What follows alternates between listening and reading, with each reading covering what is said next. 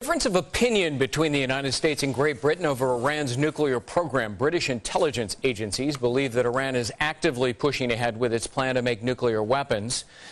But the United States sticking to its original assessment that Iran stopped work on a weapons program back in 2003.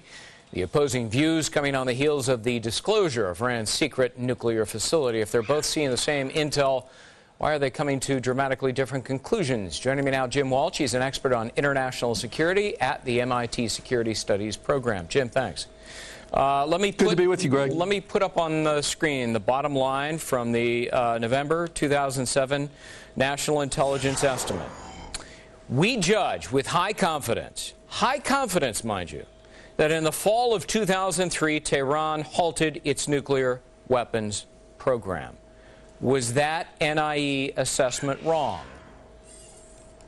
No, I don't think so. I think most of the evidence supports this position, and you heard Leon Panetta as recently as a couple of weeks ago reaffirm the conclusion. Now, is there disagreement? Yes, there's disagreement between American officials and British officials. There may be disagreement between American officials and Israeli officials, but let's be clear about what that disagreement is. It's not as if Britain or Israel has a gotcha piece of evidence that says, look, we can prove this. Instead, what they have, they're all looking at the same evidence, and they're drawing somewhat different conclusions. Yeah. And so it's not as if there's a smoking gun where you can prove that one side is interpreting it correctly and the other is not. Defense Secretary Robert Gates was asked very directly, is there any doubt in your mind that the newly disclosed COM facility is configured to produce nuclear weapons fuel? And he said, absolutely, it is. Now, how do you square that with the NIE assessment? Yeah, well, I have tremendous respect for Secretary Gates, and I think he's been often the adult in the room in a lot of these policy conversations over the last many years. But he's not an intel analyst, and he doesn't really know that much about nuclear, with all due respect. We do not know how the plant is configured, and it's a sort of a curious thing to say it's configured in a certain way that could only be used to produce highly enriched uranium. Isn't it too small for commercial use? Isn't it too small for commercial use, leaving one other option? See, that's a different issue, Greg. There are two issues. One is the size of that facility, which has not yet completed construction, and then is the way it's configured with whatever number of centrifuges it has. Right. Now, the size argument says there's only 3,000 centrifuges in there. What else could you possibly be doing with that other than producing HEU, that is highly enriched uranium, for a bomb?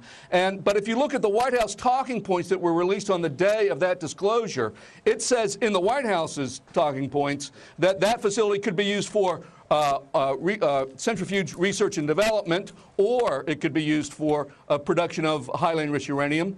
Right. You know, we don't know, and we won't know until the International Atomic Energy Agency gets in there and gets a look at it. It may be that they've decided to set up lots of little plants that then bring together smaller batches of low-enriched uranium for use together in their fuel plants. Jim, they may be, in other words, breaking it up because they fear someone's going to attack. In the first direct talks in Geneva, Iran allegedly promised that they're going to deliver their low-enriched uranium to countries outside Iran. You don't believe that. They're not going to do that, are they? And aren't they doing what they've always done and making vacuous, empty promises to buy time to continue developing a weapon program? Well, I wouldn't be so quick on that one, Greg. I mean, number one, it seems odd that they would offer to do it if they weren't going to go through with it. You'll remember they offered before in 2003 to suspend enrichment for almost 2 years, and they did do that. So we'll wait and see. We have a short timeline here. They're supposed to meet within another month, the P5+1 that are meeting with Iran, those 6 countries plus Iran. If IAEA, if the International Atomic Energy Agency, isn't in that plant before that meeting, they're not going to have that meeting, and they'll go to sanctions. But Jim, Iran's Iran ambassador does not follow up on that promise, the then they'll do day that. after the Geneva promise to deliver the low-enriched uranium abroad, the Iranian ambassador to Britain, who's a member of the Iranian delegations involved in the negotiations, said, no, we're not going to do that. So, I mean, all it took was 1 day for them to reverse their stance and their promise. Yeah, again, that's not what the government seems to be saying. But They may have changed their mind, or it may be that there's confusion within the Iranian delegation. Yeah. He said we didn't even discuss it.